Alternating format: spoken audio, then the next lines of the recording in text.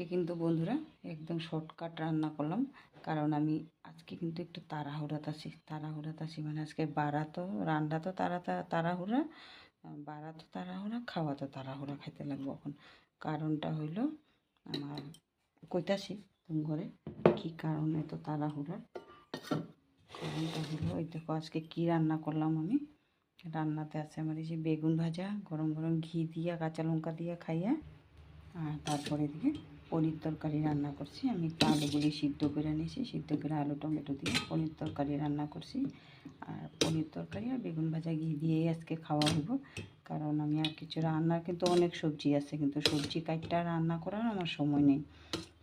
অনেক মানে তাড়াহুড়া করলাম না, মানে কোয়ার মতো না, এত দেরি হইতাছে।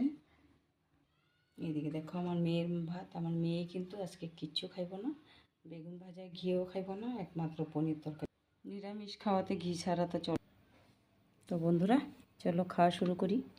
আমি এখন এই যে ঘি বেগুন ভাজা দিয়ে মাইখা সুন্দর করে খাইয়া নিমু ভাতটা, একটু লবণ নিয়ে।